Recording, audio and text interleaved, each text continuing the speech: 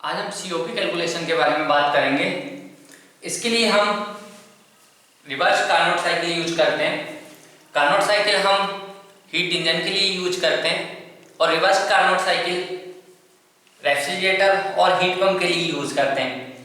जो Carnot cycle होती है ना, वो वर्क प्रोड्यूसिंग साइकिल होती है और रिवर्स कार्नोट साइकिल होती है वर्क कंज्यूमिंग डिवाइस होती है। इसको आप ऐसे समझ सकते हैं, यदि हम एग्जांपल लें हमारी बाइक को रन कराने के लिए हम उसमें फ्यूल डालते हैं और उससे जो वर्क आउटपुट हमको मिलता है उससे हमारी बाइक रन करती है। और वर्क कंज्यूमिंग को हम ऐसे समझ सकते हैं, जो रेफ्रिजरेटर डोमेस्टिक रेफ्रिजरेटर होते हैं उसका एग्जांपल लेते हैं। जो हम घरों में रेफ्रिजरेटर यूज करते हैं उसको रन कराने के लिए हमको इलेक्ट्रिसिटी बाहर से सप्लाई करनी पड़ती है। इलेक्ट्रिसिटी को जो होती है वो वर्क का काम करती है और इसको बोलते हैं इलेक्ट्रिकल वर्क। जैसे ही हमारा सीलिंग फैन होता है उसको रोटेट कराने के लिए भी हमको वर्क सप्लाई करनी पड़ती है, तो वो भी इलेक्ट्रिकल वर्क होती है। यदि शाफ्ट से कोई चीज रन कर रही है तो उसे शाफ्ट वर्क कहते हैं। तो इलेक्ट्रिसिटी एक वर्क का फॉर्म होती है जो हम रेफ्रिजरेटर को चलाने के लिए उसको सप्लाई करते हैं। तो ये हो जाएगा वर्क कंज्यूमिंग डिवाइस। और भी साइकिल होती है वेपर कंप्रेशन रेफ्रिजरेशन साइकिल, वो काम करती है ब्रिटेन साइकिल पे और वो भी रिवर्स ब्रिटेन साइकिल पे काम करती है। ब्रिटेन साइकिल हम एरोप्लेन में यूज करते हैं और reverse Britain cycle vapour compression refrigerator में यूज करते हैं, जो कि हम आगे डिस्कस करने वाले हैं। लेकिन आज का हमारा टॉपिक है सीओपी कैलकुलेशन। इसके लिए हम साइकिल लेते हैं रिवर्स कार्नोट साइकिल।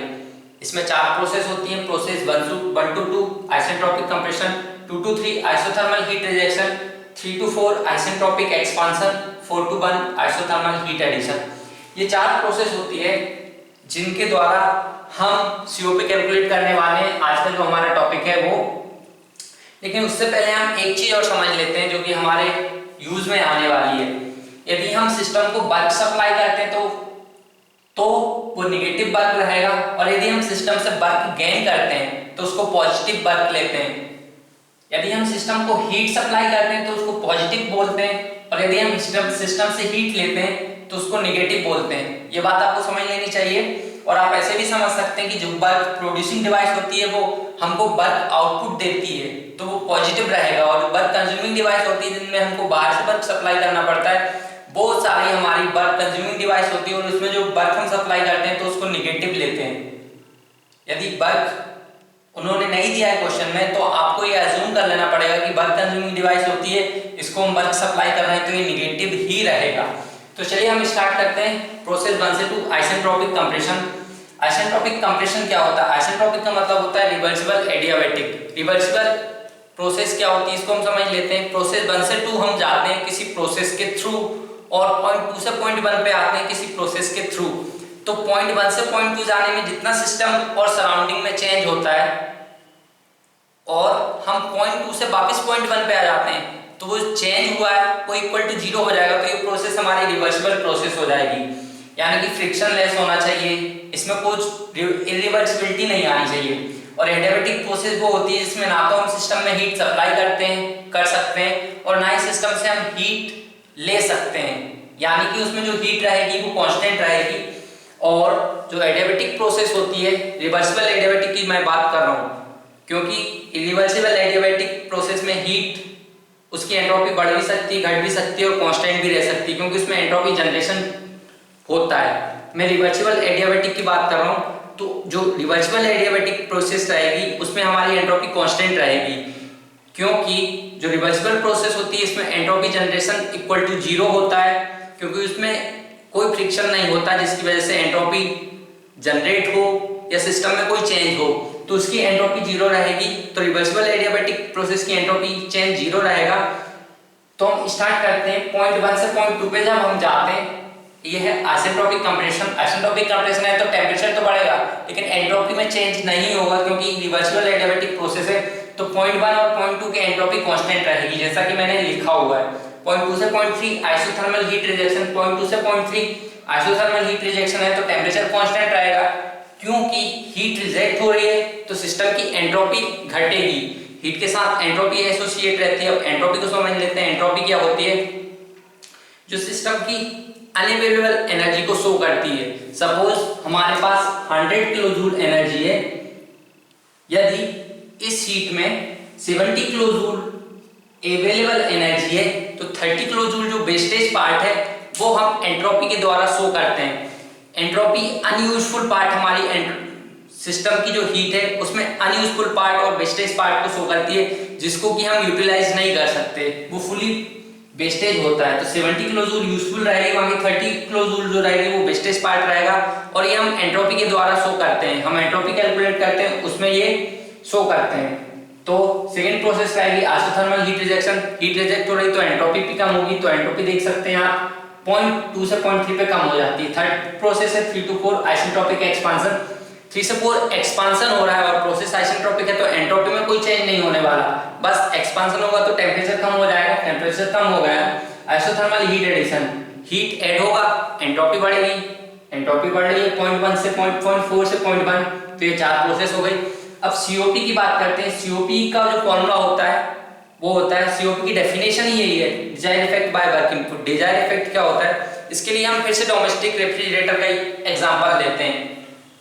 जो डोमेस्टिक रेफ्रिजरेटर होता है उसमें डिजायर इफेक्ट क्या होता है, रेफ्रिजरेटर का काम ही ठंडा करना है पहली बात तो जो डिजायर इफेक्ट होता है वो ठंडा होता है, ठंडा करना होता है, मतलब कि सराउंडिंग से कम टेम्परेचर को मेंटेन करना ही डिजायर इफेक्ट कहलाता है, जो कि हम रेफ्रिजरेटर में करते हैं। तो ये हमारा लोअर टेम्परेचर मेंटेन करना ही डिजायर इफेक्ट हो जाता है। इसको हमको लोअर टेम्परेचर को मेंटेन करने के लिए बाहर से इलेक्ट्रिसिटी सप्लाई करनी पड़ती है, क्योंकि इलेक्ट्रिसिटी इलेक्ट्रिकल वर्क का काम करती है।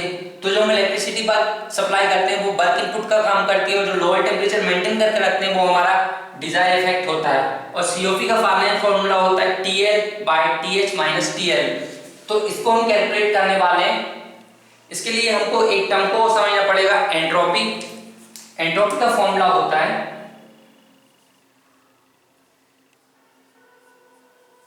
ds is equal to del Q by T। इसमें जो टर्म ds है वो एंट्रोपी को शो कर रहा है, del Q हीट को शो कर रहा है और T टेम्परेचर को शो कर रहा है। इसके लिए हम एक और चीज समझ लेते हैं, समझ लीजिए, एक एग्जांपल लेते हैं। T हायर QH, यहां से हम W वर्क गेन कर रहे हैं, Q लोअर और T लोअर। इसमें जो del Q टर्म है वो हीट को शो कर रहा है, और हीट हम उसी सोर्स की लेंगे जिसका हम टेम्परेचर ले रहे हैं। और यदि हम सोर्स यहाँ पे QH लेते हैं तो सोर्स का टेम्परेचर T हायर रहेगा, यानी कि जिस सोर्स से हम हीट एक्सेप्ट कर रहे हैं या फिर जिस सोर्स से हम हीट गेन कर रहे हैं और जिस सोर्स को हम हीट रिजेक्ट कर रहे हैं या जिस सोर्स को हम हीट सप्लाई कर रहे हैं, टेम्परेचर भी उसी सोर्स का लेंगे। इसलिए मैं आपको स्पेशली ये बता दे रहा हूँ कि यदि हम Q हायर ले रहे हैं हीट, तो ये टेम्परेचर रहेगा हायर सोर्स का।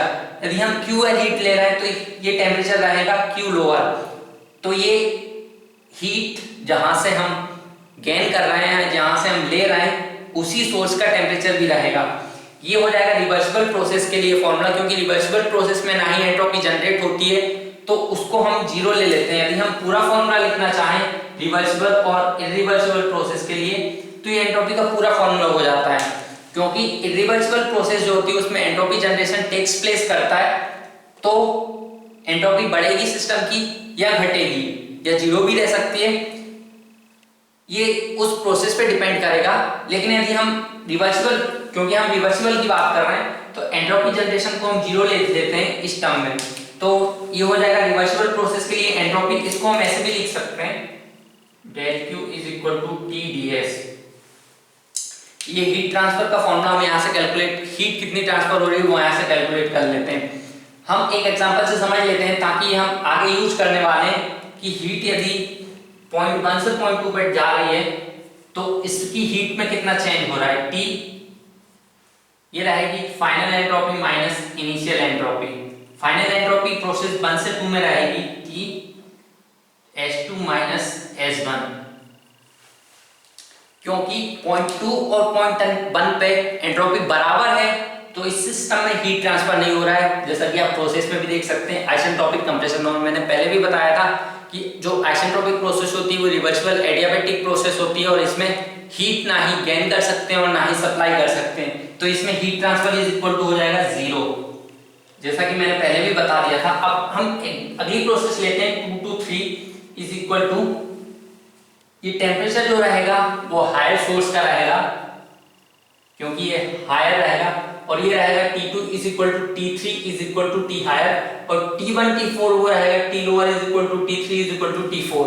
तो ये रहेगा T हायर, एंट्रोपी फाइनल रहेगी S3 और इनिशियल रहेगी S2।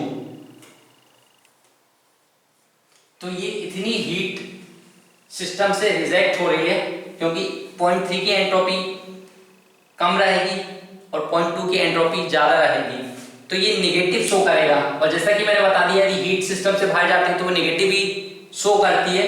तो हम इसको ऐसे लिख सकते हैं S2 माइनस S3, और यहाँ पे हम माइनस का साइन लिख सकते हैं। तो ये तो हो गया एंट्रोपी के बारे में और रिवर्स कार्नोट साइकिल के बारे में। अब हम COP की कैलकुलेशन स्टार्ट करते हैं।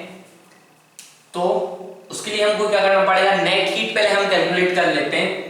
Q net is equal to Q in process 1 to 2, Q in process 2 to 3 plus Q in process 3 to 4 plus Q in process 4 to 1। क्योंकि प्रोसेस 1 से 2 और 3 से 4 में कोई हीट ट्रांसफर नहीं हो रही है, तो इसको हम डायरेक्टली यहीं से 0 लिख देते हैं। ठीक है, अब हमारे पास Q नेट का जो फॉर्मूला हो जाएगा Q2 to 3 plus Q4 to 1, और TH डायग्राम में एरिया अंडर द कर्व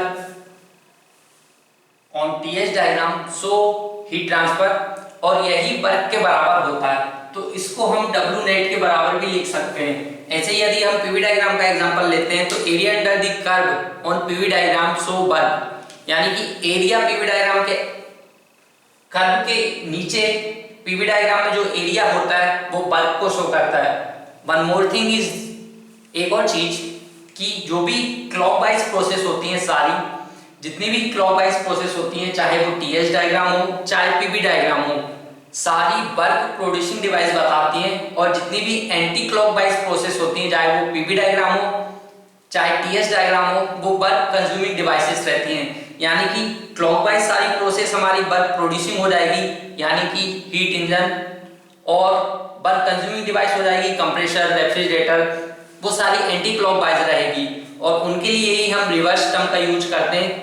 जैसे कि कार्नोट साइकिल है तो कार्नोट साइकिल हीट इंजन के लिए यूज करते हैं, तो वर्क प्रोड्यूसिंग डिवाइस हो जाएगी। जैसे ही उसमें रिवर्स लगा देते हैं तो वो वर्क कंज्यूमिंग डिवाइस का काम के लिए यूजफुल हो जाती है। तो ये हीट ट्रांसफर के बराबर हो जाएगा। अब हमारे लिए दो ही टर्म है यूजफुल, 2 से 3 और 4 से 1। तो मैं प्रोसेस लेता हूं 0.2 से 0.3, ये 0.2 0.3, और इसका टेम्परेचर रहेगा T higher is equal to T2 is equal to T3, और इसके अंदर का जो एरिया, नीचे का जो एरिया आएगा वो हीट ट्रांसफर को शो करेगा और वही वर्क के बराबर होगा। तो मैं प्रोसेस 2 to 3 में हीट ट्रांसफर लिख सकता हूं। जैसा कि मैंने आपको बताया था, ये हायर सोर्स का टेम्परेचर शो करेगा तो T हायर, और फाइनल हीट कितनी रहेगी T3, तो यहाँ पे मैं T3 लिख दूं, सॉरी ये एंट्रोपी लिखना पड़ जाएगा यहाँ पे रहेगी एंट्रोपी S3 माइनस S2। यदि मैं S2 को आगे ले लेता हूँ, S3 को पीछे ले लेता हूँ, तो माइनस टर्म आ जाएगा, तो T higher S2 minus S3, ये इक्वेशन हो जाएगी 1। और इसको हम ऐसे भी लिख सकते हैं माइनस T हायर S2 की जगह पे मैं S1 लिख सकता हूँ क्योंकि दोनों पॉइंट की एंट्रोपी बराबर है, और S3 की जगह पे मैं S4 लिख सकता हूँ क्योंकि 0.3 और 0.4 की एंट्रोपी बराबर है। तो मैं लिख देता हूँ S1 माइनस S4, ये इक्वेशन 1 ये वाली हो जाएगी। अब हम लेते हैं अगली हीट ट्रांसफर 0.4 से 0.1, 0.4 से 0.1, इधर ये जो टेम्परेचर शो करेगा वो लोअर टेम्परेचर, लोअर सोर्स का टेम्परेचर शो कर रहा है, तो TL is equal to T1 is equal to T4, और ये टेम्परेचर रहेगा हमारा। अब हम हीट ट्रांसफर लेते हैं प्रोसेस 4 से 1 के लिए, 1 से 4 या 4 से 1 कुछ भी लिख सकते हैं आप। वैसे हम 4 से 1 लिखें तो ज़्यादा बेटर रहेगा। तो इसमें लोअर सोर्स का टेम्परेचर हो जाएगा, और फाइनल जो एंट्रोपी रहेगी 0.1 की रहेगी, तो S1 माइनस S4, ये इक्वेशन 2 हो जाएगी। यदि हम इसको Q नेट के बराबर लिखना चाहें तो Q नेट के बराबर हो जाएगा Q2 to 3 plus Q4 to 1। इसकी जगह पर मैं लिख सकता हूं T higher minus S1 minus S4 equation 1 and equation 2 का यूज हम कर रहे हैं प्लस T लोअर, ये रहेगा एंट्रोपी 1 माइनस एंट्रोपी 8.4 और यही वर्क के बराबर होगा, W नेट के बराबर भी यही होगा। ये हो जाएगा T lower minus T higher S1 minus S4। ये इक्वेशन थर्ड नाम दे सकते हैं इसको। जैसा कि मैंने आपको पहले ही बता दिया था, ये रेफ्रिजरेटर के लिए हम COP यूज कर रहे हैं, तो इसमें क्या हमको वर्क सप्लाई करना पड़ेगा, और जब हम सिस्टम में वर्क सप्लाई करते हैं तो हम उसको नेगेटिव लेते हैं, तो ये टर्म हो जाएगा नेगेटिव, ये टर्म हो जाएगा नेगेटिव। और यदि हम इसमें बात करते हैं कि W हम इनपुट दे रहे हैं, यानी कि हमने मान लिया कि सिस्टम में हम वर्क दे ही रहे हैं, तो ऑलरेडी हमने इसको नेगेटिव मान ही लिया है, और ये नेगेटिव हो जाएगा। इसको पॉजिटिव बनाने के लिए क्या करना पड़ेगा हमको, इसको चेंज कर देंगे, T लोअर की जगह T हायर लिख देंगे और T हायर की जगह T लोअर लिख देंगे, क्योंकि सिस्टम को यदि हम वर्क सप्लाई कर रहे हैं तो हम नेगेटिव ऑलरेडी मान ही चुके हैं कि हम वर्क सप्लाई कर रहे हैं, तो हम नेगेटिव वर्क दे रहे हैं, तो ये टर्म ऑलरेडी नेगेटिव हो चुका है। अब इसको पॉजिटिव बनाने के लिए क्या करना पड़ेगा हमको, इस टर्म को नेगेटिव कर देंगे, माइनस माइनस प्लस हो जाएगा, तो T हायर को मैंने आगे लिख दिया, T लोअर को पीछे लिख दिया, और ये इक्वेशन 4 हो गई। यहाँ पे मैं W नेट लिख रहा था और यहाँ पे मैंने W इनपुट लिखा हुआ है, इस बात को आप ध्यान देंगे। यहाँ मैंने W नेट लिखा है और यहाँ मैंने W इनपुट लिखा है, मतलब कि मैंने वर्क को ऑलरेडी नेगेटिव मान लिया है। तो हम COP का फॉर्मूला कैलकुलेट कर सकते हैं, desire effect by work input. क्योंकि हमारा रेफ्रिजरेटर जो होता है उसमें हम लोअर टेम्परेचर मेंटेन करते हैं, तो ये लोअर टेम्परेचर वाला जो टर्म है वो हमारा डिजायर इफेक्ट हो जाएगा, यानी कि हीट ट्रांसफर पॉइंट 4 से पॉइंट 1 हो रही है, मतलब कि ये वाला टर्म। तो ये लिख सकते हैं T lower S1 minus S4 by T higher, W input यहाँ पे लिख देंगे S1 माइनस S4, ये दोनों टर्म कैंसिल हो जाएंगे और आप देख सकते हैं ये फाइनल फॉर्मूला होगा हमारे COP का। ये COP का फॉर्मूला हो गया रेफ्रिजरेटर के लिए, T lower T higher minus T lower. ऐसे ही हम हीट पंप के लिए यूज कर निकाल सकते हैं, लेकिन उसमें हमारा डिजायर इफेक्ट जो हो जाएगा वो T हायर हो जाएगा, और T हायर डिजायर इफेक्ट हो जाएगा, मतलब कि हम उस जगह का टेम्परेचर सराउंडिंग से ज्यादा मेंटेन करना चाहते हैं, तो उसके लिए हम T हायर टर्म ले लेंगे। रेफ्रिजरेटर के लिए ये फॉर्मूला हो जाएगा। एक चीज और आपको रिमेंबर कर रखनी है कि COP of heat pump is equal to 1 plus COP of refrigerator. ये मोस्ट इंपोर्टेंट टर्म है जो कि कॉम्पिटिटिव एग्जाम में वो पूछ लेते हैं और यूनिवर्सिटी में भी प्रूव करने को आ जाएगा। हम भी इसको प्रूफ कर लेंगे, लेकिन इसकी अभी जरूरत नहीं है। और एक और टर्म होता है जो कॉम्पिटिटिव एग्जाम में वो पूछ लेते हैं, क्वांटिटी एग्जाम के लिए मैं एक्स्ट्रा चीजें बता रहा हूँ। COP of heat pump is equal to 1 upon efficiency of engine. ये कॉम्पिटिटिव एग्जाम में आपको यूजफुल रहेगा, और ये COP कैलकुलेट किया है, इसको आप ये आपको यूनिवर्सिटी में यूजफुल रहेगा। तो ये था COP कैलकुलेशन के बारे में। Thank you.